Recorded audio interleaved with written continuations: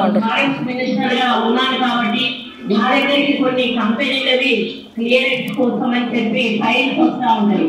మామూలుగా మంత్రులు attack files వచ్చినప్పుడు డబ్బులు తీసుకొని క్లియరెన్స్ ఇస్తా ఉంటారు, డబ్బులు తీసుకొని క్లియరెన్స్ ఇస్తా ఉంటారు, డబ్బులు తీసుకొని క్లియరెన్స్ ఇస్తా ఉంటారు, డబ్బులు తీసుకొని క్లియరెన్స్ ఇస్తూ ఉంటారు. దీని మీద చర్చనీయాంశం అయిపోయింది. ముఖ్యంగా ఫారెస్ట్ అనేది ఇక హాట్ కేక్ అనుకోండి. ఈ పొల్యూషన్కి సంబంధించినటువంటి డిపార్ట్మెంట్స్ అన్నీ ఈవిడ చేతిలోనే ఉన్నాయి, మా అక్క చేతిలోనే ఉన్నాయి. ఇక పైసా పట్టు ఫైల్ కొట్టు, పైసా పట్టు ఫైల్ కొట్టు, పైసా పట్టు ఫైల్ కొట్టు, ఎన్ఓసీలు ఇచ్చుకో, అన్ని ఇచ్చుకో, సర్వం ఇచ్చుకో, అన్ని ఇచ్చేసేయాలి. ఎన్రోల్మెంట్లో లేవు, అయిపోయినాయి. శాంతి వచ్చింది ఎన్రోల్మెంట్ అని.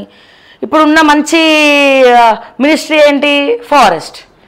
ఎందుకంటే ఇండస్ట్రీస్కి కావచ్చు, ఇంకొన్ని వాటికి కావచ్చు, ఆ పొల్యూషన్ బోర్డు అవన్నీ కూడా ఉంటాయి కదా కొన్ని కథలు. సో అన్నీ అక్కడి నుంచే మంచి పైసలు వస్తాయి అన్నమాట.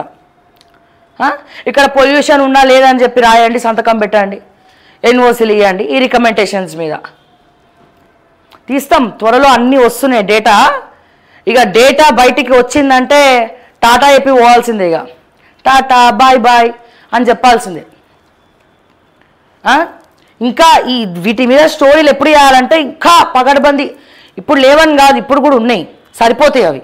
కానీ ఇంకా డీప్గా ఎట్లా ఉండాలంటే ఇక ఉక్కిరి బిక్కిరి అయిపోవాలి. ఆ సబ్జెక్టు అంత పర్ఫెక్ట్గా డీటెయిల్స్ పెట్టుకొని మాట్లాడాలి, లోతుగా పరిశీలించి. సో ఇట్లా మీ వ్యవస్థలో ఇది ఒక శాఖ గురించే మనం మాట్లాడేది. ఇంకా ఇప్పుడు దీని అర్థమైంది, కాంగ్రెస్లో ఉన్నటువంటి మంత్రులందరూ కూడా ఇదే పనిలో నిమగ్నమై ఉన్నారు. శ్రీధర్ బాబు గారి దగ్గర నుంచి, ఉత్తమ్ కుమార్ రెడ్డి గారి దగ్గర నుంచి, ఈ ఎవరు మన సీతక్క దగ్గర నుంచి, ఇక మిగిలిన కొంతమంది మంత్రులు ఉన్నారు, జూపల్లి కృష్ణారావు దగ్గర నుంచి, ప్రతి ఒక్కరు అదే దందా. వాళ్ళకి అర్థమైపోయింది నెక్స్ట్ గవర్నమెంట్ రాదు, ఉన్నంత దోచుకో, దొరికినంత దాచుకో, ఇప్పటికే మాకు ఏజ్లు వచ్చేసినాయి, మేము మళ్ళీ పోటీ చేసిన ప్రజలు మాకు ఓట్లేరు, సో అందుకని చెప్పి సర్వం మనం తీసేసుకుందాం, తర్వాత సంగతి తర్వాత. ఇది 4 మూటలు వెనకేసుకొస్తే మా తరతరాలన్నా బాగుపడతాయి, తరతరాల తరగని చిరునామాలాగా ఉంటుంది అని చెప్పి మెంటల్గా ఫిక్స్ అయిపోయినారు. ఇప్పుడు శ్రీధర్ బాబు ఉన్నాడు, మళ్ళా నుంచి ఉంటే గెలుస్తాడు ఆయన? గెలవడు. ఉట్టి మాటలు తప్ప పని చేసేది ఏమి ఉండదు. ఇక కొద్దో గొప్ప అడ్మినిస్ట్రేషన్ ఈ మాత్రం అన్న వెళ్తుంది, కొద్దో గొప్ప అడ్మినిస్ట్రేషన్ ఈ మాత్రం అన్న వెళ్తుంది అంటే అది శ్రీధర్ బాబుయే.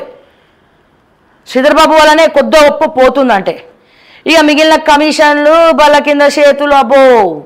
ఈ రంగారెడ్డి జిల్లా క్రషర్స్ దగ్గర పైసలు వసూలు కారు దగ్గర నుంచి 4th సిటీ వరకు, ఈ టీఎస్ఐఏసి వరకు సర్వం శ్రీధర్ బాబు. ఇంతకుముందు లేకపోయేది, ఇప్పుడు మొత్తం తీసుకుంటుండు. ఆయన కూడా దిగజారిపోయిండు, కమిషన్స్లలో ఆరితేయిండు. వీళ్ళందరూ తీసుకుంటారు, నేను ఎందుకు తీసుకోవద్దు, నేను మొత్తం తీసేసుకుంటా, సర్వం దోచేస్తా, నెక్స్ట్ టైం నేను మంత్రిని, ప్రజలు నన్ను గెలిపారు. ఇప్పటికే 5 సార్లు నా ఫేస్ చూసి బోర్ కొట్టేసింది పబ్లిక్కి. మనం ఒక బస్ స్టాండ్ కట్టియలే, మనం ఏం కట్టియలేదు, ఆ మంత్రిని మొత్తం డెవలపే కాలేదు, మనం ఉట్టి మాటలు చెప్పుడు తప్ప ఏం చేసేది ఏం లేదు, నమ్ముకున్న వ్యక్తులు కూడా ఏం చేయం మేము అని మెంటల్గా ఫిక్స్ అయిపోయి, ఇక అట్లీస్ట్ మా పిల్లలు ఆ పిల్లలు అన్న బాగుపడాలని చెప్పి ఆస్తులు కూడా పెట్టుకుంటున్నారు. సో ఇట్లా ఒక్కొక్కరు ఇక పొంగులేటైతే చెప్పక్కర్లు, ఇక పొంగిపోతాడు ఆయన. ఇక మస్తు ఇంత ఫండింగ్ ఇచ్చాడు కాంగ్రెస్ పార్టీకి. రేవంత్ తర్వాత